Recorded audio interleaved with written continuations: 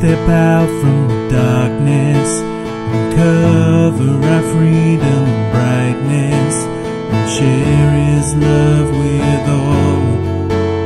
Share His love with all. We are the light of the world, and we will shine, shine, shine, a city on a hill, and all will see the love of Jesus Christ that's found in me. We are the hope of the world.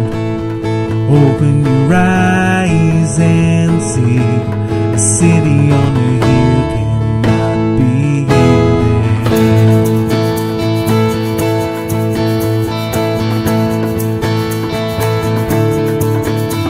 Jesus, by name you've called us to speak the good news to the nations, to be salt and light, sharing your story with the hopeless, revealing your mercy to the broken. Jesus, your love conquers all. Oh, your love conquers all. We are the light of the world, and we will shine, shine, shine, a city on a hill and on will see the love of Jesus Christ that's found in me.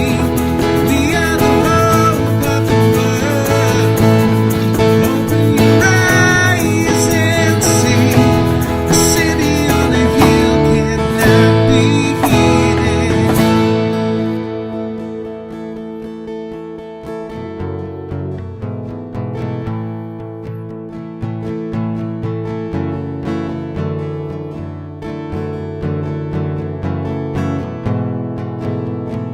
I am not afraid. I am not ashamed to say you are my God. For you made a way, Lord, you made a way. I will sing of your great love. Oh, we are not afraid. We are not ashamed to say you are God.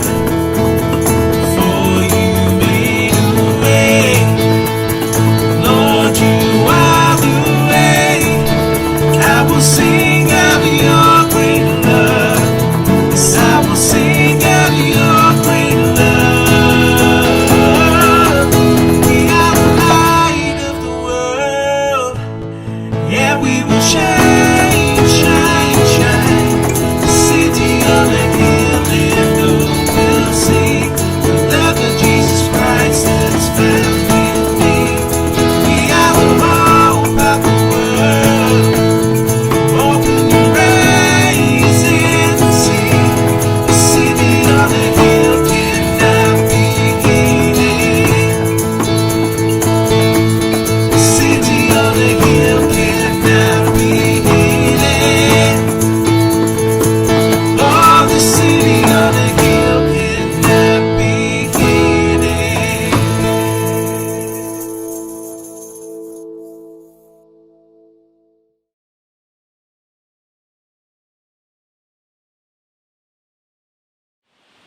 So, last week we were thinking about what happens when we just have no words, when we run out of things to say, when we get to that point of words just seeming to fail us, and how there's a big difference between silence and wordlessness. And today I want us to kind of continue on that theme a little bit and explore a bit of the Jesus story that I think we're going to find helpful when we're looking at this idea of this tension between words and no words. So we're in the Gospel of Matthew, Matthew chapter 13, starting in verse 24. Matthew 13, starting in verse 24. One of the parables of Jesus. Jesus told them another parable. The kingdom of heaven is like a man who sowed good seed in his field. But while everyone was sleeping, his enemy came and sowed weeds among the wheat and went away. When the wheat sprouted and formed ears, then the weeds also appeared. The owner's servants came to him and said, "Sir, didn't you sow good seed in your field? Where then did the weeds come from?" "An enemy did this," he replied. The servants asked him, "Do you want us to go and pull them up?" "No," he answered, "because while you are pulling up the weeds, you may uproot the wheat harvest. Let both grow together until the harvest time.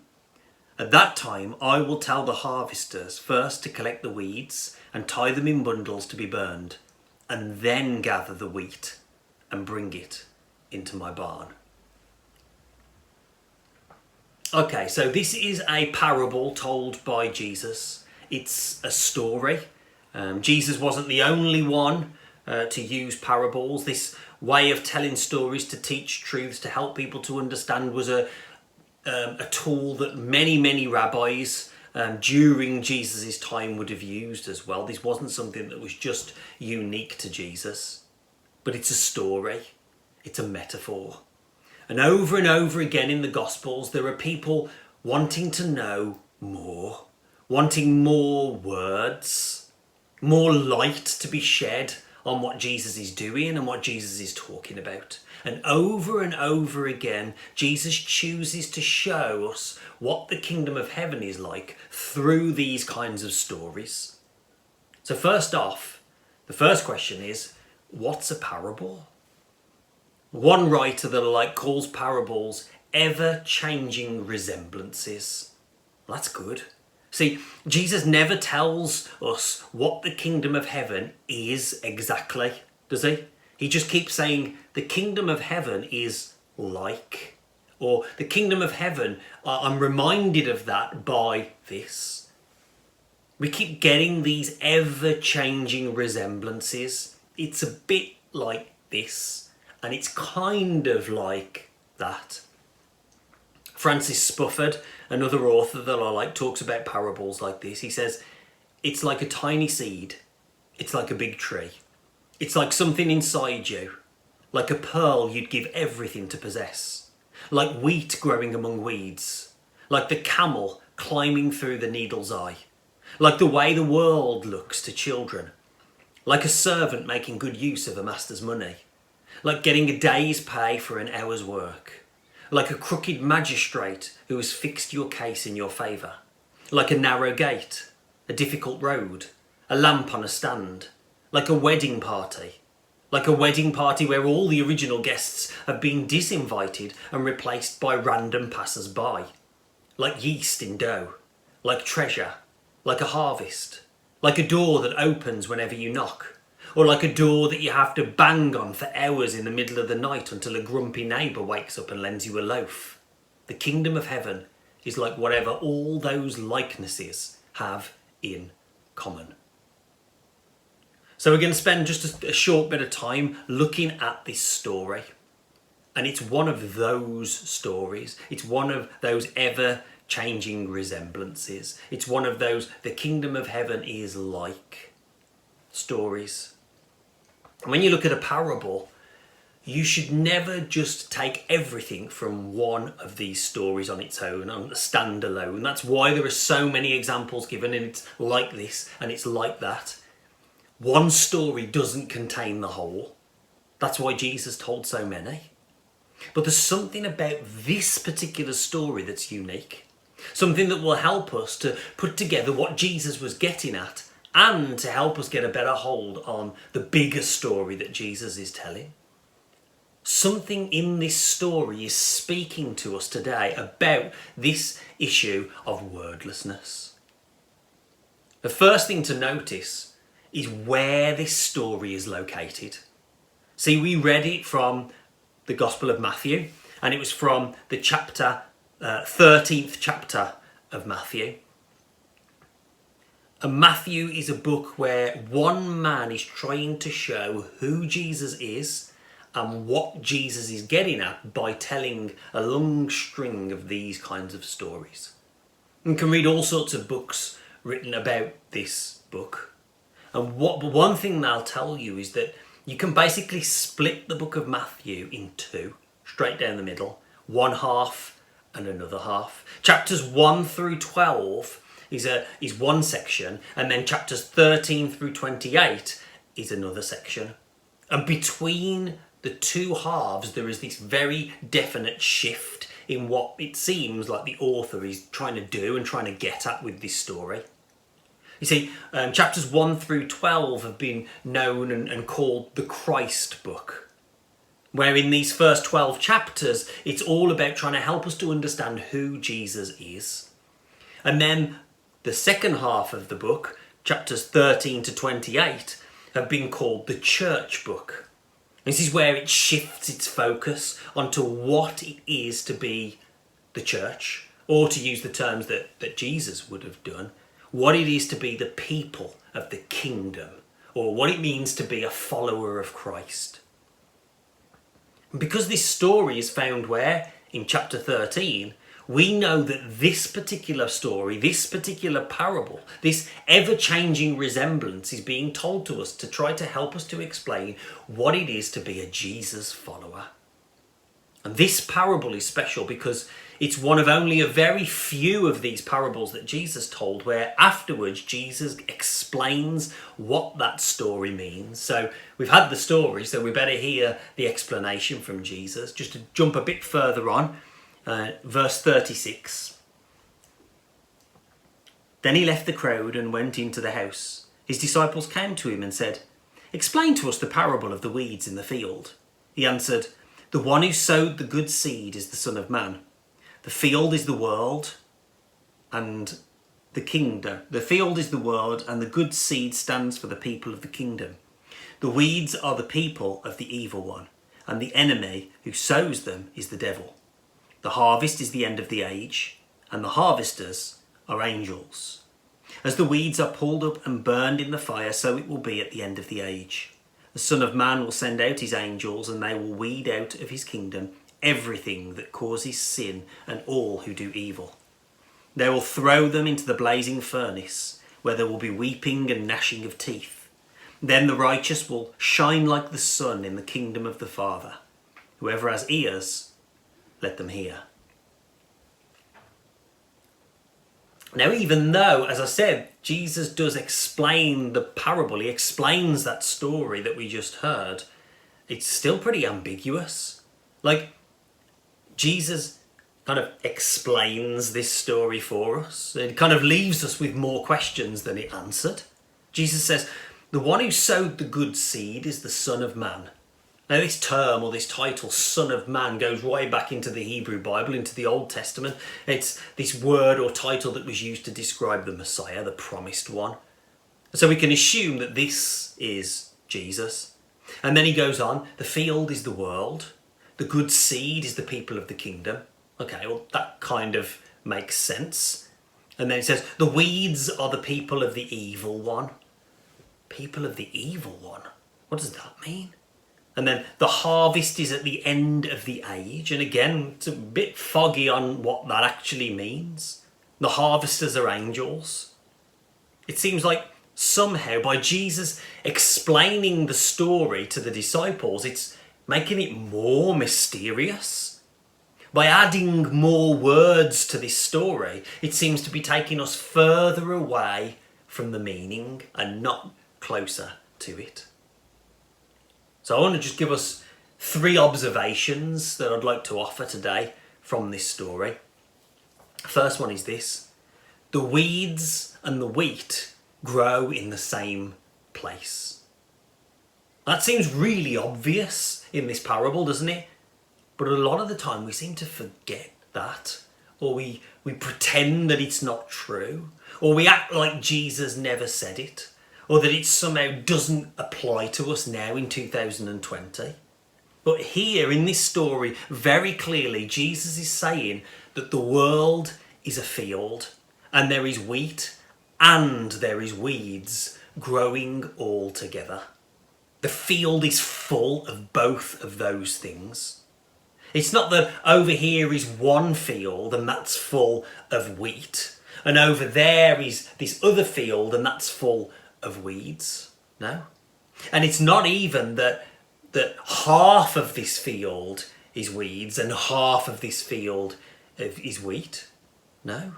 It's not that neat and structured and organised, is it? It's messy. It's complicated.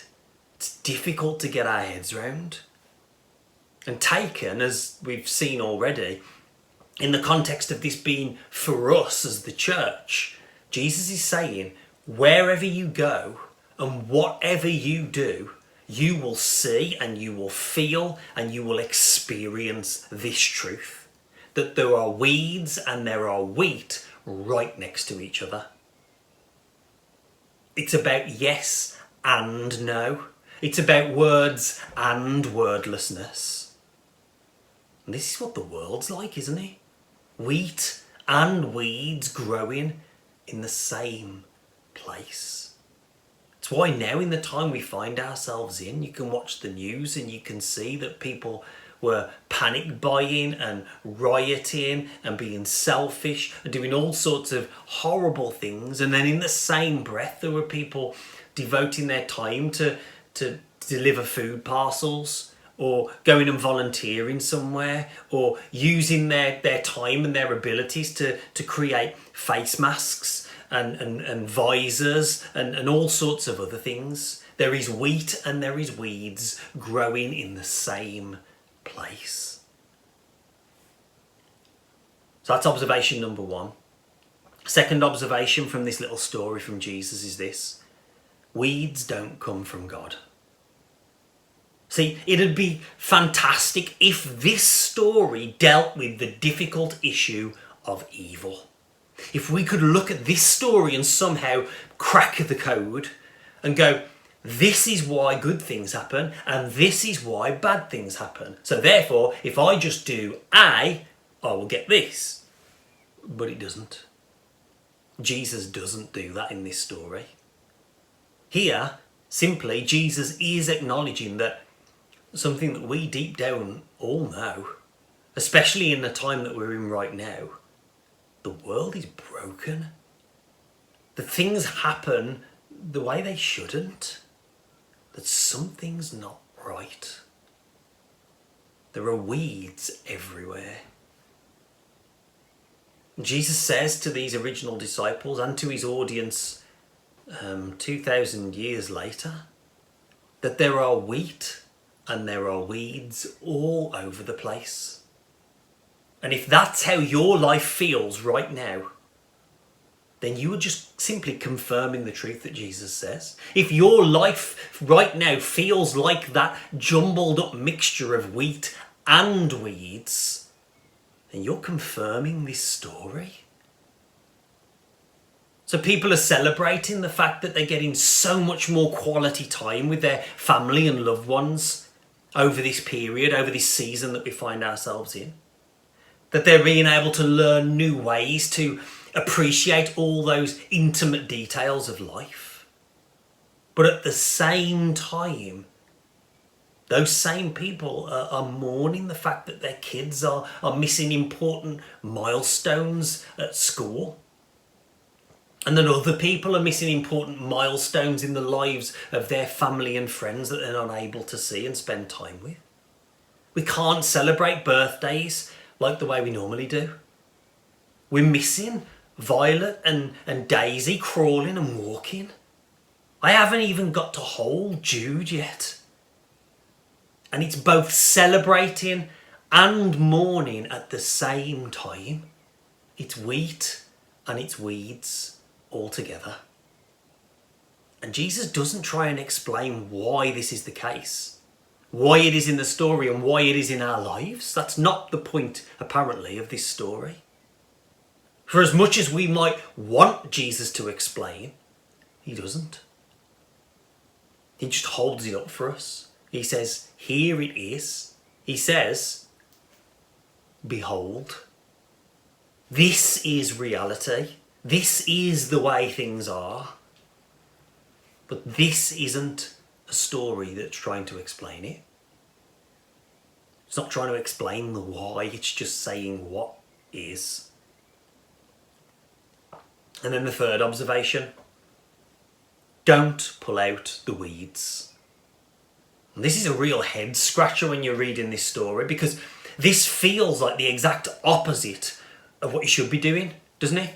The obvious response as we hear in this story and reading these words together is we want to do something, we want to fix it. We notice that something's wrong, we can see that something's not right, we know that something's broken, and we want to do something to fix it, like we saw last week. We want to pull the weeds. We want to clear the field, don't we? Even in our actual gardens, it might be annoying to have to do the weeding, but it feels good to actually do it, doesn't it? There's something, I don't know why, there's something cathartic about pulling out weeds and looking out over your garden once you've cleared the weeds. It makes you feel good, makes you feel like you've accomplished something. You can see the progress. Yeah, we want to fix things. And taking this story on its kind of metaphorical level, isn't this kind of the church's job anyway? Getting rid of the weeds. Author Amy Jill Levine said this about Jesus and about his parables. Whenever he, that's Jesus, whenever he felt himself in the presence of minds that were itching to jump to their favourite conclusions about how God should run the universe, he deliberately refused to give them a platform to jump from. That's exactly what's happening in this story. Jesus seems, as he's laying out this story, to be setting up this binary either-or thing that he's laying out in front of us, doesn't he? He says there are wheat and there are weeds, two very different and distinct things. There's this and there's this. There's wheat and weeds. There's A and there's B. There's one and there's two. There's left and there's right. There's right and there's wrong. And Jesus knows. He knows us. He knows how we're going to respond and react because he knows us. He knows we're all going to instinctively trample right over this story before Jesus has even finished telling it, rushing on ahead of it, shouting, "Come on, Jesus, just finish the story. We already know what we're supposed to do. Let's go. Let's get out there. Let's get rid of the wrong. Let's get rid of the weird. Let's get rid of anything that's not like me. Let's start pulling weeds." But Jesus here stops us all dead in our tracks with this story.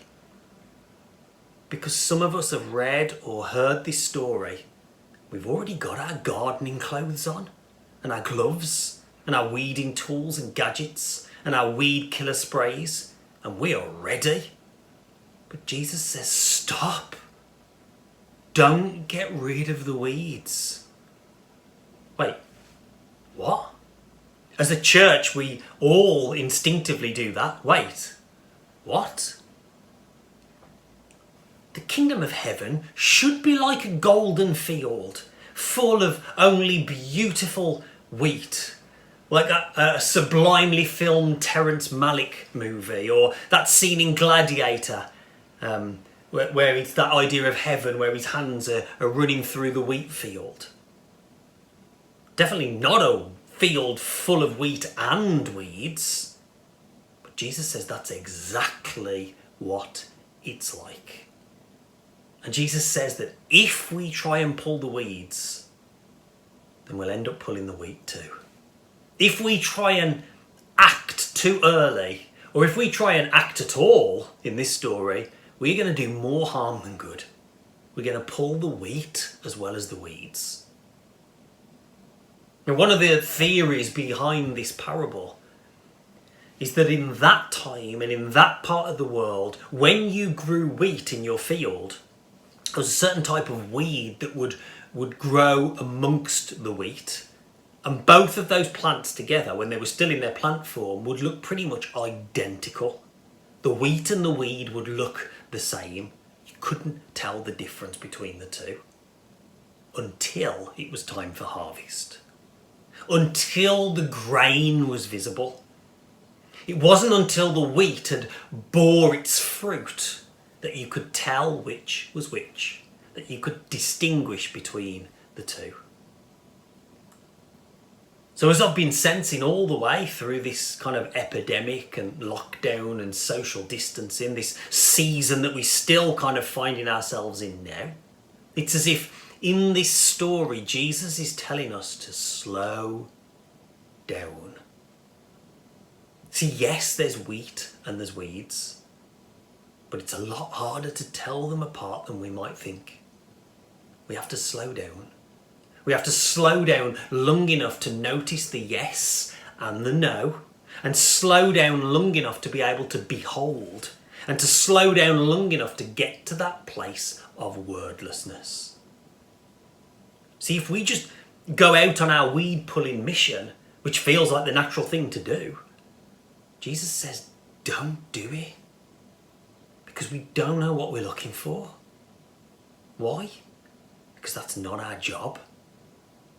There will be a time, Jesus says it's the end of the age, and it will be someone's job. But Jesus says it's the angels.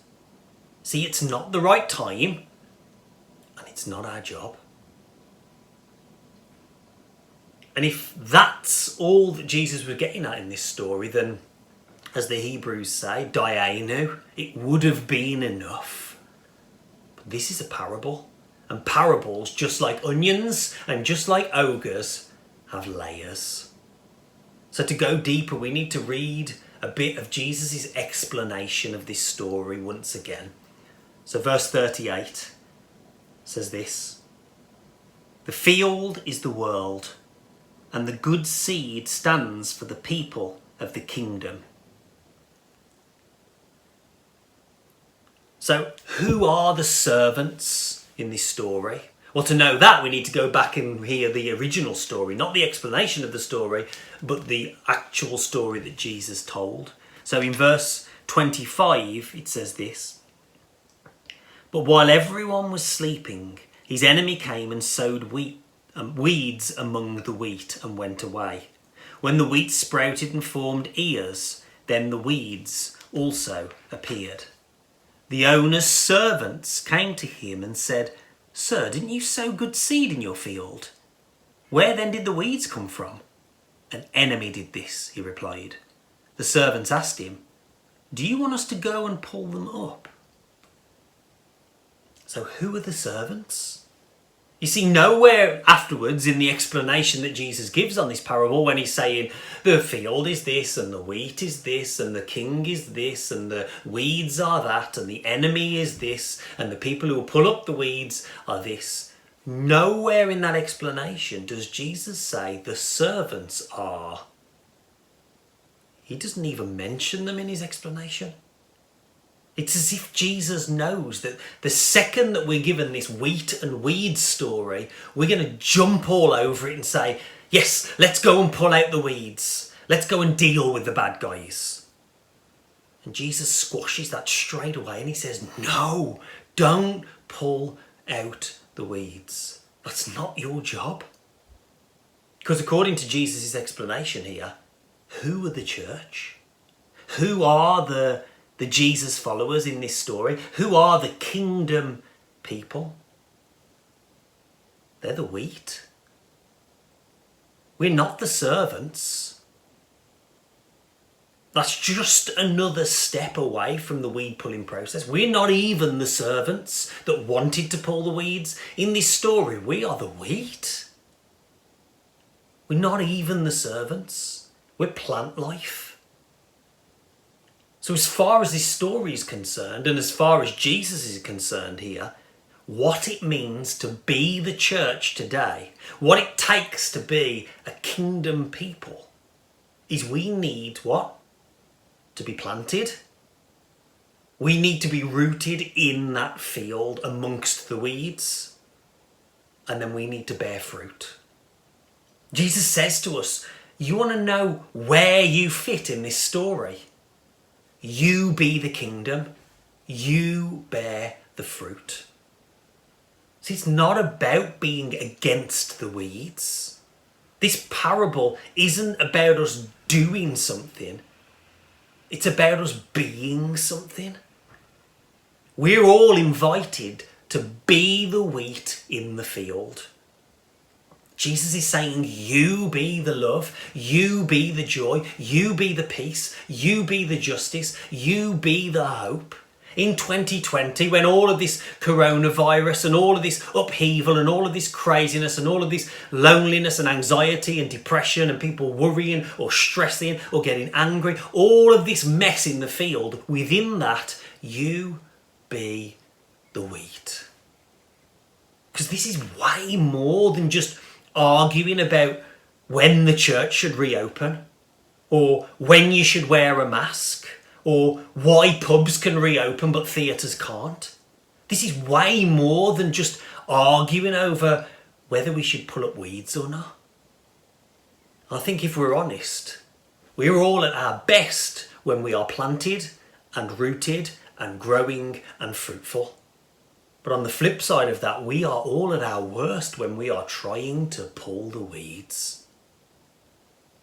And in his book, Brian McLaren says, we are called to be the light of the world, not to complain about the darkness. And there's a big difference there, isn't there?